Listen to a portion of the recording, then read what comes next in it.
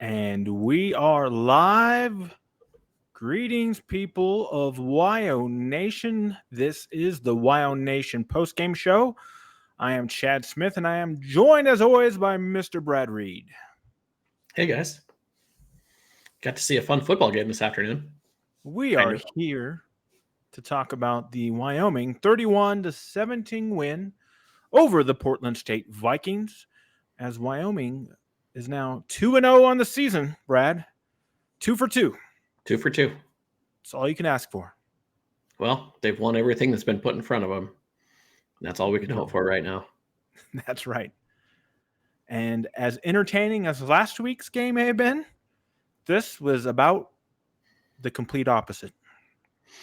Yeah, I think once Craig Bull realized that this game was probably in the bag, I mean, it was just grind out the clock and put this one to bed and avoid injuries. And so, probably no need to run up the score on Portland State. And they did have one, kind of garbage time touchdown there at the end, but I don't think the game was really all that competitive from start to finish. So, no need to drag it on. And the nice thing about the Mountain West, having the game on the Mountain West app is, in and out in 2.5 hours, 3 hours, and we can go about our day.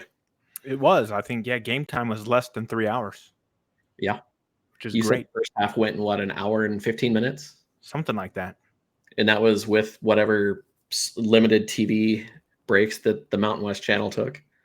That's right. So, yeah, the big takeaways are, and you hit on them. 1, Wyoming won the game. 2, as far as we know, right, there was no major injuries. We didn't see anybody getting carted off. No. Or anything relatively like that. So, low penalty game, too, which was nice. Low penalties, yeah. We'll look at the stats here. And we have a comment here already from our friend Shay. Shay says, almost had to blame Chad on his stat before the game. What stat? That's pretty funny because Shay texted me that before the game too. Okay, what stat, Shay? Please enlighten us. Please enlighten me in the chat. Tell me what that stat. What stat did I say before the game that nearly jinxed us? At least it wasn't the stat from whatever college football predictor website where they had Portland State winning. Yes, Odd Shark. Then we would have had to really kick your ass for that. So Odd Shark had Portland State winning. So while we wait for Shay, let's look at some of these stats here. Let me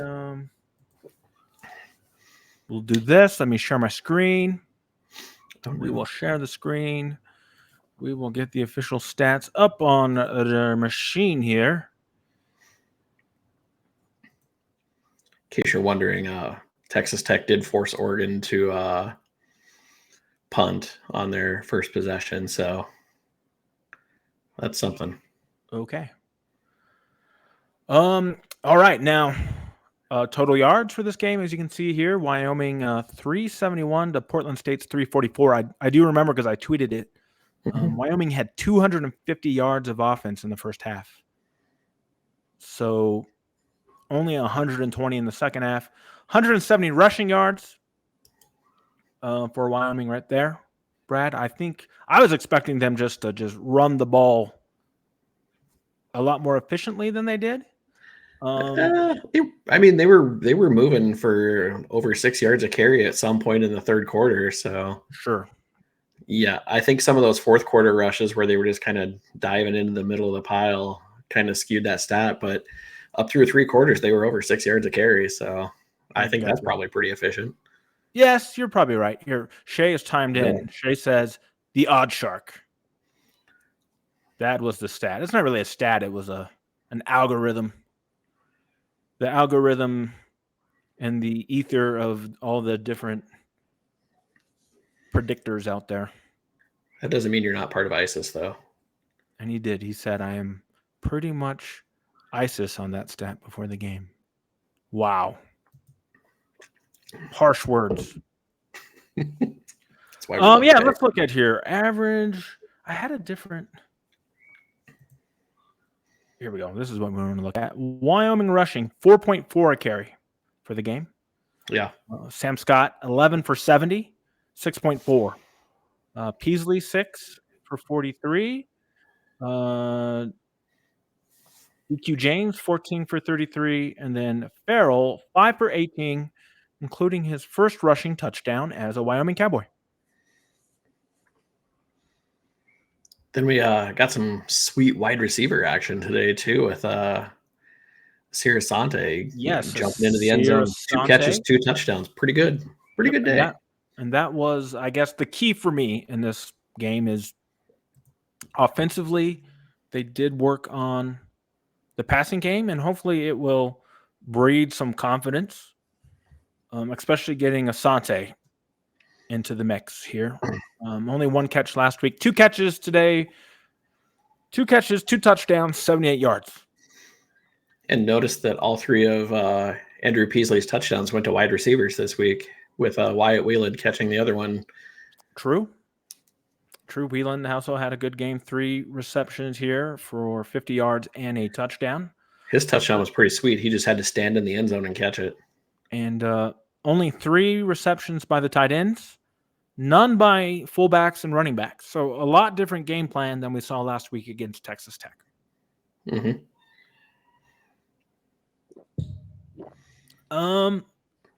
Yeah, rushing wise, let's just see here. We talked about it a little. And I saw another stat here. Portland State's quarterback, however you say his name, Shasheri or whatever. As much as he kind of took off with the football, I don't know if the stat's different on the stat stream you got there, but ESPN has him as 17 for 5 yards. Oh, rushing? Yeah, the quarterback. Let's see here. Satchery. There you go. 17 for 5. But he had a touchdown. But he got sacked a lot too. Yeah. So sacks going to that. He averaged 0.3 yards a carry. Not great. The sacks. So yeah, let's bring up the defensive numbers. He was slippery. He was tough to get his hands on, but they did sack him a few times. I'm not cranking my neck so much. Wyoming had 3 sacks on the day and 9 tackles for loss. 1.5 from Goodbow. A half from Siders, and then 1 apiece. Well, that doesn't. Oh, yeah. And then 1 apiece from Bertonoli, and then Sua Noah with 1 as well. Mm-hmm. Yeah, I thought the defense did pretty good today, except for the tackling was a little sloppy. But again, probably just the fact that the drop down in competition today, maybe they weren't as focused. I don't know if it was a drop down in competition. It seemed like half of Portland State's team played at FBS last year. True, yeah. They were transfer U. Smokes. We'd have to look at the roster, but yeah, pretty much everybody. And a lot of them from the Mountain West. They had guys from San Jose State. They had guys from Boise. Shay wants us to bring something back. What, Shay? Texas Tech's touchdown. What do you want us to – oh, they brought back Texas Tech's touchdown. Yeah. Well, this is not the Texas Tech post-game show. I hate to break it to you. If you're a college football fan like me, you've got multiple games streaming right now, and I just happen to have Tech and Oregon and Weber State and Northern Iowa and Texas and Alabama. I got football everywhere right now. That's good. All right, let's go back to the home feed here. Peasley 11 of 16. 201 yards, 3 touchdowns, 69%. Efficient. Nice. We'll take that, right? Nice. Efficient day. And in the ones he missed, right, he could have probably been like something crazy, like 14 for 16 if Marquez fell down on that pick. Say his interception, the receiver fell down, so that's not usually too helpful, but things happen. He short-armed a couple other throws with bad mechanics, and even on the TV they were talking about he's a good quarterback. He's just inconsistent. And I'd say, they kind of doomed him though, because they were talking about how he's a great athlete and a good quarterback. And then like 3 plays later, he threw that interception. It's like, man, you guys got to stop saying things. Be quiet. Stop it. Stop giving people compliments. Sargent got a catch today.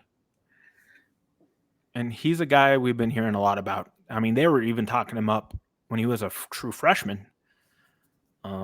So it's time for some of these wide receivers, right, to step up. It's not like there's a whole lot of talent at the top in the way. It'd be good to see some of these guys get worked in, these younger guys, and step up. I mean, he's an athletic guy.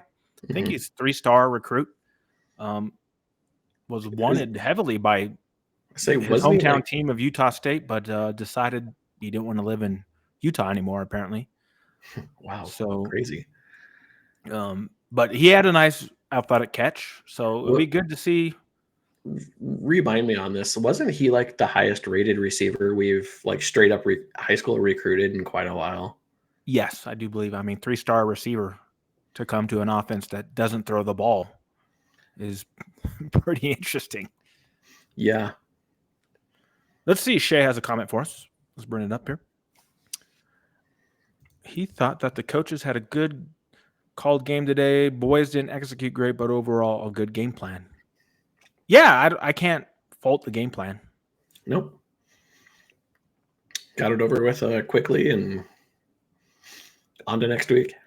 Yeah. So, and then shortly before the game, we actually did get a line, which you and I talked about midweek. Really? And it was 28, which, right, that's too big of a number. Wyoming is not going to beat anybody by 28 unless the other team turns the ball over like 5 times. Say Portland State started that way, so. They did. Yeah. They were well on their way to starting like that. And then let's take a look at special teams, of course. And I guess the highlight of the week of special teams again is #RedShoeMan hits another 56-yarder. And it was good from a little bit past that even. Heck of a kick. Stewart, not so great on the punting. 3 for 116. Boy, that one he landed at midfield was bad. Yeah. Like a 20 or 30-yard punt. I wish I would put net on here because net's really, the yardage doesn't matter. Net is the biggest thing, but they don't have it, which is weird. Let me see if they have it on the main board here. So somebody brought this into my mentions during the game. Buttersquatch on Twitter, comparing John Hoyland with Cooper Roth and who the better kicker is. I think that's a tough question to answer. Yeah, if memory serves me correct, like Scrappy Turtle, Cooper Roth. Scrappy Turtle was very accurate. Mm-hmm. But I don't think he had the big leg, as big of a leg as I think Hoyland's got a bigger leg for sure. I think Roth might be probably a little bit more accurate. And he was literally a Groza finalist, so no slouch in the kicking game. I don't know. Yeah, look up what his career long was really quick. I want to say that like he was more of like a 40 to 45-yard guy. Yeah, but he was just crazy consistent. But really good. I mean, yeah, if he was making a kick, but I know that's just my recollection of things. Yeah. But you could tell me, Chad, he's hit like 8 50-yarders, and I'd be like, oh, okay. Well, then I'll be quiet. Ooh. So his career stats for field goals were 76%, 97% on extra points with a long of 53. Okay. And he did that as a senior. 53 as a senior, sure. Okay. Well, either way, you're not going to go wrong with either kicker. No. Yeah, and I think, if I remember right, I think Roth, his senior year, when he was a finalist for the Groza, I'm pretty sure that was the year that Rodrigo Blankenship won it, who went on to have a 2 or 3 year NFL career before he lost his mind. So, yes, the spectacled, goggled kicker. Maybe that's a thing. Maybe just glasses on kickers can't be a thing. Speaking of kickers, did you see I only saw it once, and I didn't check again because they didn't really score much. But Portland State's, at least, I don't know if it was their kicker or the kickoff specialist, but the guy who was doing kickoffs for them was wearing a mask underneath his helmet. Wait, like face mask or like eye mask? Like a mask, like a black mask, like covering his face. You could only see his eyes. Like he had his face covered up. His nose down was covered in a black mask. Interesting. And somebody on my Twitter feed said, well, maybe they are from Portland. Maybe he's Antifa. He's just wearing his black mask everywhere that he goes. I'm like, yeah. Maybe he's Bane. He's Bane.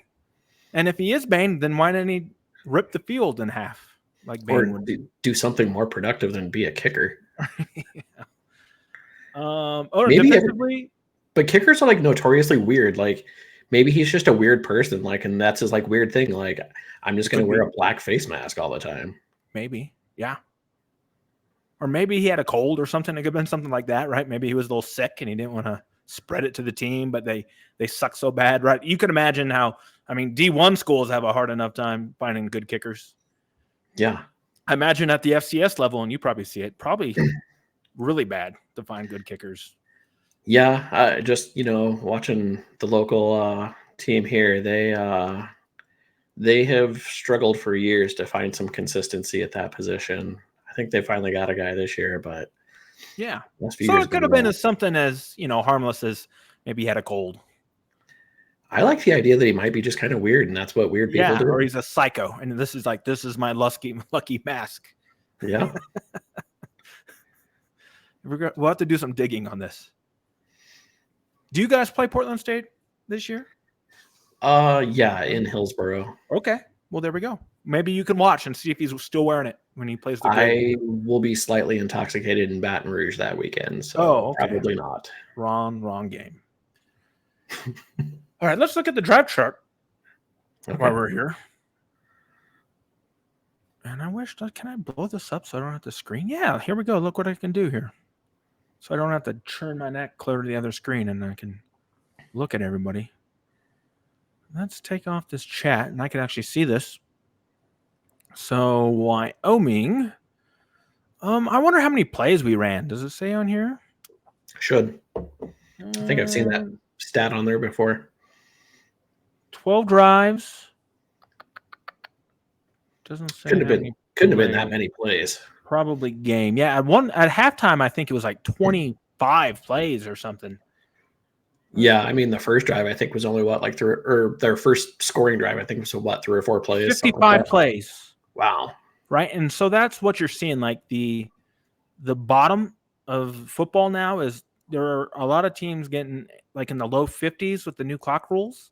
Mm-hmm. And at first, I thought that this was good for Wyoming, but now I think it's bad for Wyoming, the new clock rules, because it shortens the game so much. If we're not effective in what we do, we're not going to score any points. 50 plays is nothing. No, that's nothing. Geez, if you're a team, like Texas Tech or, some of these schools, they're up there in the 90s, when they finish a game. Yeah. Let's see here. We have a chat, probably from our friend Shay. Let's see. He says, oh, is it cutting it off? Overall, it was good win today. Now on to Austin. Bull was not happy today in his post-interview. I'm sure he saw a lot of stuff like we all did. The sloppy tackling, number one. But again, I think it's just a natural letdown. You beat a Power 5 team, and then you're hosting a bad FCS program. And so, again, we should be happy. We won, and nobody was injured. His on-field interview with the Mountain West Network lady was really short and really awkward. At the end of the game or at halftime? The one at the end of the game. Okay, I was already. She asked a question about Asir Asante, and he was like, he did good today, and then he just ran off. Okay. He's like, who? What are you doing? The wide receiver. What? We don't have wide receivers on this team. Yeah, and really, as I said, kind of a meh game. Not every game is going to be a barn burner. A lot of energy and emotion was burned last week. And another this week another good crowd in attendance today. Yeah, let's see. I don't know if it has the attendance on here. Did you see the number? I haven't. It looked to me probably in the 25 4 or 5,000, something like that, I bet. You think? No. Yeah. It looked pretty full. I was thinking like 17,000. No. Let's see. Let me see if they have it here. I don't know where they do it sometimes. Um, 22,121 is what ESPN has. Oh, you're right there, 22,121. Okay, well, never mind then. All right, that's a good crowd for Wyoming. It's a great crowd. Yeah, for having Portland State in town, I would say so. Beautiful day, 75 degrees, and then game time, 2 hours, 52 minutes. Rolling through that game. Flowing on by. Oh, and I forgot that you can see my screen. Duh. So there it is. Oh, yeah. So I think we both kind of said 35-10, I think is what I said. You said 42-10 maybe. And our really unofficial, we have no idea type of prediction. So not that far away. We hit the over, so that's all that matters. And then one of No, we didn't hit the over. One of my Twitter followers actually predicted 28-17 before the game. Close. So he damn near nailed it. I think that was Brian. Yeah, Brian had that one. He was really close. Yeah. He made sure to bring the receipts after the game too, I saw. He did.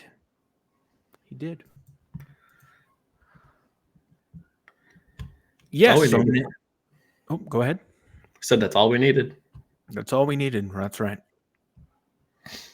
I just saw a stat, and Oregon's 81 points last week was the most in the modern era. Against Portland State. Oh, I mean, for Portland State or of all football?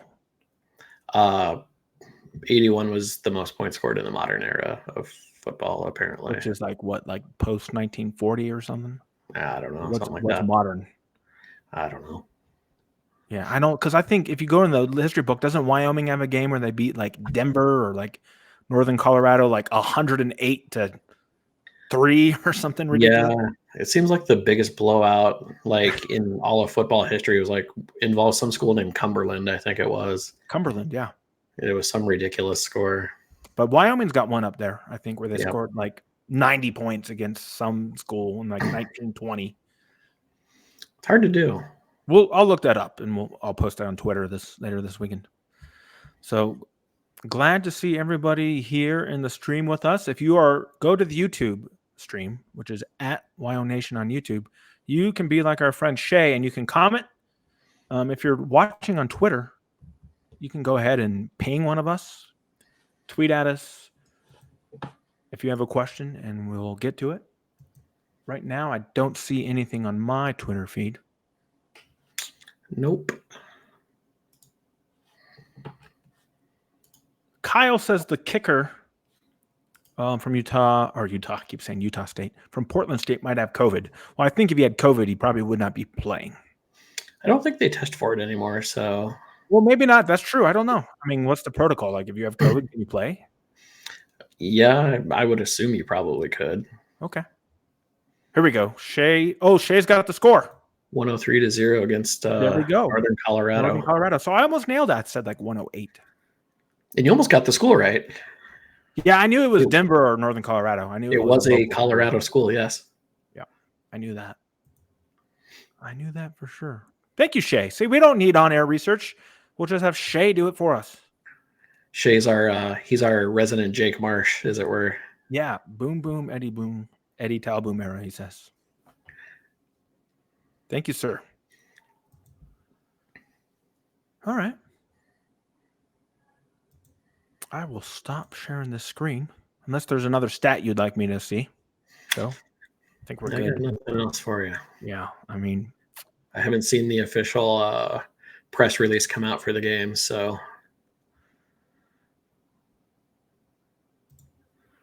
Why is this not going away? I said in share. I hit the wrong button. There we go. Maybe I should figure out what I'm doing before what's going on? And now it's doing weird stuff to me. Okay. Hold on here. There we go. All right. Sorry. Little user error on my end. It was blowing up. All right. Shay's got a question. And I think we pretty much answered it, but I'll let you take it, Brad. What do you guys think about today? A dub is a dub. Dub is a dub. It's all that matters. Obviously, some cleanup work to do from the team, but I'm almost positive that Bull's going to have them out there on the field early in the morning tomorrow, cleaning those things up, as it were. Well, probably not on a Sunday, but Monday for sure. Maybe tomorrow too. He might be pissed enough to do it. He might be so crotchety he's not going to give him a day off after a win. Yeah. Okay. I mean, I wouldn't be against it, but I mean, it's punishment, I guess. I don't know. Yeah. Again, a win is a win, and nobody got injured that we know of. So we move on to the next task, which will be much tougher. Maybe. Again, I don't know how good is Texas, right? So Wyoming is at Texas next Saturday night in a 6 p.m. 6 p.m. Yep. On the Longhorn Network, which I don't know what that means. So I don't know if you can get that on ESPN3 or watch ESPN, or if you only have to have that. But I'm sure the Wyoming press release for the game, which will come out Monday, should have the details. Yeah, it's on one of those magical networks that nobody knows or has or cares about. So we'll see. I'll do some research too, maybe today, to find out. But will be a way to watch the game, I'm sure, if you're outside of the state of Texas, because I don't know where else would they even have the Longhorn Network other than the state of Texas, and maybe the bordering states, maybe Oklahoma, you might be able to get it, or I wonder if it's part of Hulu Live. Louisiana. Could be on Hulu. But one way or another, we will all find a way to watch the game. Wink, wink, nod, nod. You can't stream the game on OnlyFans, Shay. Shay gets that network. Out in Virginia there? What? I mean, it is Longhorn Nation, right? I guess. Whatever. I guess. Hey, they're beating Alabama right now. Check them out. Okay, yeah. What's that score I was going to say? They're playing Alabama, so let's hope that they get beat to shreds, right? They have injuries. Maybe the quarterback gets knocked out and a couple other skill players, and they lose. But they're beating Alabama, is what you're telling me. It's only 3-0 in the first quarter. Okay. And is that game in Austin, or is it in Tuscaloosa? Tuscaloosa. I should have known that. Alabama doesn't play non-conference games on the road. Except for last year when they went to Austin. Oh, did they? Okay. Yeah. You remember that. Other than that, no. Well, usually SEC teams don't. Like, what was the stat? Well, Florida hadn't left the state of Florida they hadn't left the state of Florida for a non-conference game in some obscene years. And then I went back and kind of researched it. Yeah. And Florida hadn't gone left the South to play an actual game. Yeah. Since they played in the Fiesta Bowl for their national championship or something like that. I know, yeah. Mm-hmm. It was, and that was the only time they'd left the South in 20 some odd years. Yeah. Well, because there's a lot of teams in Florida, obviously. So you can play those. But even if you're Alabama, how often do you leave the South to go play a game? Hardly or ever. Georgia. Yeah. Unless it's a neutral site game, a bowl game or something like that, you probably never leave. Yeah, there's no reason to. Yeah, and there's no incentive. When you have more money than most governments, then you can do what you want, I guess. Yeah. So is this Texas Alabama game a conference game? No. Not yet. Soon. It will be next year. Yeah, next year Texas will take this L on the chin for a conference loss. Hey, you know what we can do? Because I haven't been paying attention. Let's take a look at the Mountain West scores. Oh. That's usually what I started with last week as people were coming in. I have no idea who played today and what. I've been. I don't think there's a lot of games even started yet. So I saw San Jose State was beating Cal Poly by quite a bit. Let's see what that is, and I'll share the screen here. Also, I saw this yesterday. Have you seen San Jose State stadium renovation? No. It's a good possibility that it might be the worst stadium renovation I've ever seen in my life. I mean, their stadium was horrific to begin with. It's worse than what it was. Yeah. And so they basically knocked out one entire side of the grandstands. Okay. And they put up this weird concrete building that has some suites in it, but it's a giant concrete wall with some grass below it. And then you see some suites kind of on top of it. It's the worst thing I've ever seen in my life. And that's what the cameras pointed at. So the cameras pointed at nobody being at the game, basically, which is pretty on that brand seems for like San Jose State. But a stupid thing to do. oh All my right, God, I've it's so got the horrible. scores of the Mountain West. Let's get them shared here. So, as you said, San Jose State, your Spartans are beating the crap out of Cal Poly 59-3. Cal Poly is a really bad team this year, too. They are. Boise is playing UCF in a high-profile Group of 5 game. Hopefully that's a high-profile ass kicking. 7-3. Yeah, it would be great to see Boise State go 0-2. I mean, yes, that would be. When's the last time that's happened? Probably I don't know, but I'm really 20 years, for it. 30 years. I'm all for it. Let's see it. I might watch this game. Idaho is beating Nevada. I think Idaho was favored in that game too. 14-3. Idaho's not a world beater, but Nevada's just that bad. And then San Diego State is playing UCLA. Interesting. That's on CBS. Wow. So there you go. Back-to-back weeks where the Mountain West is getting primetime CBS game. Hosting too. Wow. Yeah. Later is Air Force versus Sam Houston. I don't know, why is Air Force playing these crap schools? Sam Houston moved up this year. They're in like Conference USA or some shit. Oh, okay. Because last week's Air Force played, I think, like James Madison, or not James Madison. No. They played one of the other Patriot schools that's got a Patriot name. Oh, yeah. I can't remember. Robert Morris. Oh, yeah. That's who they played. But yeah, Sam Houston's hosting FBS school now. Tennessee Tech. Utah State is hosting Idaho State. We've got Fresno State in Eastern Washington, and then out on the islands tonight. What a haul! UA Albany going from Albany, New York to Hawaii. Ooh. What channel is that? That's got to be like the longest road trip any school could take. Unless you go Maine to Hawaii.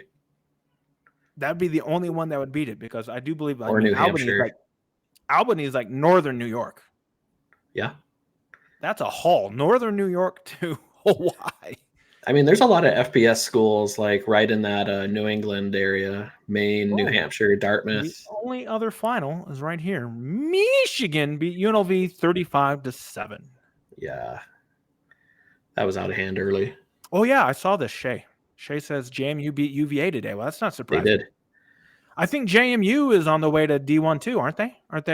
They've already transitioned up, but they were ineligible for a bowl game last year. Yeah. So I don't get that either. Like, why are we punishing these schools when they move up? Like, what are we doing? Yeah. Who are we protecting? If you win 6 FBS games, you're bowl eligible. There's no need to do this whole transition thing. That's so stupid. Like, it is stupid.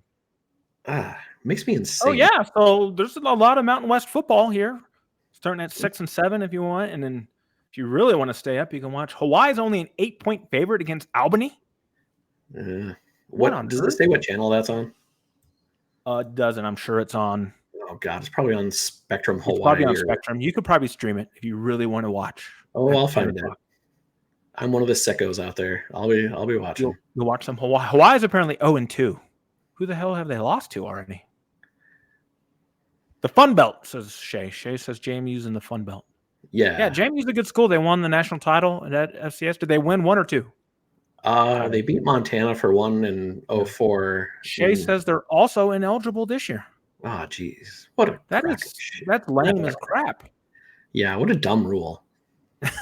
So is UVA ineligible? So I think if you lose to an eligible team, you should also be ineligible. How about that? That's going to be the new Chad rule. That's going to be the new chapter. You lose to a team who's ineligible to go to a bowl game, you are ineligible. Also, bye. UVA, you're done. To be fair, I think Virginia is going to play their way that way anyway, so it doesn't matter. Let's see here. It looks like, they played Vanderbilt and Stanford, which is... Yeah. And they played Vandy close. And, I mean, Stanford's somewhat close. And then they get to play Oregon. My goodness, who makes their schedule? People that hate them. Yeah. At Oregon. And then New Mexico State. Just watching the first quarter of this Oregon Tech game, I think Oregon is probably a class above Texas Tech. Just maybe. Watch me have to eat those words in the fourth quarter. All right. go back. So, yeah, that was fun. It's always good to talk about the conference. And, so Wyoming will be playing. Oh, it looks like the Sheep are on a bye this week, which leads me into – let me kill this here. Next week for the Sheep, while we're playing Texas, the Sheep will be playing in the Rocky Mountain Showdown in Boulder. Oh, no. That circus. A third week of Deion Sanders being obnoxious. I don't know if I can do it. Yeah. And again, they're on Big Noon. So I don't know how CU gets 3 games in a row on Big Noon, but whatever. Good for them. Well, I think Game Day is going there next week too. And Game Day, they announced that Game Day is going to Boulder for the Colorado State game. Can we talk about Lee Corso? I think I don't watch Game Day anymore. So I think they need to let Lee Corso just ride off into the sunset. In like 10 years? I thought, he had like a stroke, didn't he? Yeah, I think so. Yeah, that's not good. Poor guy. It's just getting kind of hard. Like I think Herb Street kind of just hold him up during a good part of the broadcast too. Yeah. Yeah, it's sad to see. But he did. I thought they replaced him. Honestly, I thought McAfee was the guy who basically replaced him, but not quite yet. Well, he replaced David Pollock. Oh, he replaced Pollock. Okay, I don't watch. Game Day hasn't been relevant in 20 years. I don't know. They had to let go of David Pollock so they could pay for Pat McAfee's podcast. So I like how the WyoNation postgame show is now delved into a college football free-for-all, which is fun. Hey, man, things happen. It is. I mean, all you're doing is depriving my dog of a walk, so. True. So we could wrap up. We've been going for 40 minutes. I only really wanted to go for 30. But we appreciate everybody tuning in. Alabama tied it. To the show. And we have worked all the technical kinks out. We're going to be able to start posting these on YouTube on the main channel instead of just the live ones, so you can catch the replays. And we're going to try to get a regular schedule during the week. I think Mondays might be the day where we do a show, and then post games when we can. Might not be able to do a post game every week, but we'll try to do as many as we can. Might be a late one next week. Yeah, if the game starts at 6, it's not too bad. It's on TV. Yeah, it might be a 4-hour game. Yeah. Could be a late one, but that's fine. We'll cross that bridge when we get there. I mean, if Wyoming beats Texas and Austin, are we going to say it's too late? We're not going to do a show? Well, I will be at Washington Grizzly. You will be gone. Yeah, you will not be there. Watching the Grizzlies take on the mighty Ferris State Bulldogs. I think we'll recruit Shay. We'll just tell Shay, don't go to sleep. Even though we know Shay goes to sleep at like 7 That's Eastern the time. dad life, man. Shay's got says your dog can hold it. He's sleeping on the couch right now. Terrible. It's okay. All right, let's get back to Wyoming here, and we'll wrap up. Any final thoughts on the 31-17 win? What's your one takeaway? Let's end with that. 2-0. That's all we care about. There we go. 2-0. That's all we care about. Maybe Reese Davis will be nice enough to give us another vote in the poll this week. There we go. And then, for me, I guess we won with the horses we have. We'll have some more horses hopefully coming back in the running back department. Not that the running game's bad, but I am in the belief that we need a horse. I think if we can get Harrison Whaley for next week, I think that would go a long ways to improving the odds of keeping this game close or potentially winning. Maybe. And that may be too much of an ask for him to come in and come in and be a horse. That's all we need. Texas, yeah, and have like 25 carries. But I think he can lean into that for conference play. Yep. Because, again, I thought the running back rotations were weird today again, to where, okay, I understand. They want to get everybody some reps, which is fine. But they were switching people off in the middle of a series, which I don't understand one bit. You got to let guys get rhythm.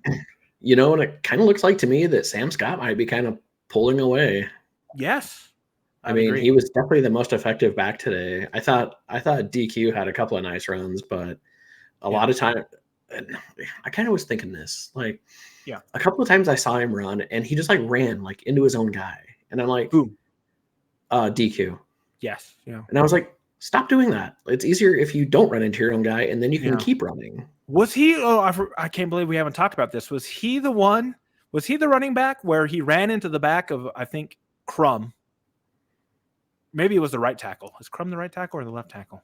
Can't I remember. don't remember. But anyway, the running back ran into the back of the offensive lineman, and the offensive lineman basically just grabbed him and started pulling him up the field and turned like a 2-yard loss into like a 5-yard gain because he just drug him like by his neck. Yeah, and I'm sure that'll get flushed out in the running back room this week. But That's funny.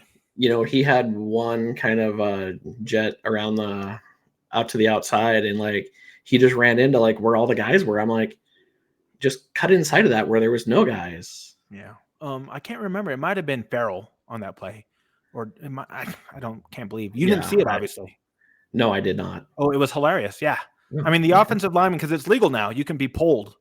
The offensive lineman, like he ran into the back of him, and he's like, "What are you doing?" And he turned around and like grabbed him and like started like dragging him up the field. He ran into Barnett, says Shay. Who was it? Was it DQ? That's Shay's funny. got like the memory of all memories. He's already watched the game in replay again. Probably. Who was the running back, Shay? Help us out. Was it DQ? Or was it Farrell? Or was it Sam? That's one of those three. I've got it narrowed down to one of our 3 running backs. Hey, congratulations. Yeah. I'm waiting for Shay. Oh, that's holding. Shay. Shay says it was Barnett. Shay, are you listening? He's got to go back and rewind. He's got to rewind. Shay, you're letting everybody down. He's got to rewind the feed. Maybe he is. Oh, he says it was DQ. Thank you, sir. Yeah. Okay. That would make a lot more funny. sense. I think it'd be a lot tougher to drag Scott and Jameer. Yeah. But it was funny. DQ you can drag pretty easily. I've never seen anything like that in my life. But you're right. He did. He like literally like ran right into the back of the right tackle. And I'm like, dude, what are you doing? Yeah. Yeah. And that's maybe where Scott maybe is starting to pull away a little bit in that running back room until Whaley comes in. So, yeah. And then I don't know the update on, was McNeely done for the year? Yeah. Yeah. He blew his ACL. Okay. I can't remember. Yeah. Yeah. He's done. That's too bad. Yeah. I like him a lot. I do too. Yeah. Yeah. He was a nice compliment back last year. So that's a shame, but hopefully he'll be back for 2024 ready to go. Sure. All right. Enough rambling and bambling from us. Thank you to everybody for joining us on the stream. I think we will be back, I guess, Monday night. Yep. With a preview of the Texas game and whatever leftovers are coming out of this. And, hey, we appreciate you sticking with the WyoNation. We have a good time doing these things. And we will talk to you guys soon. Go Pokes.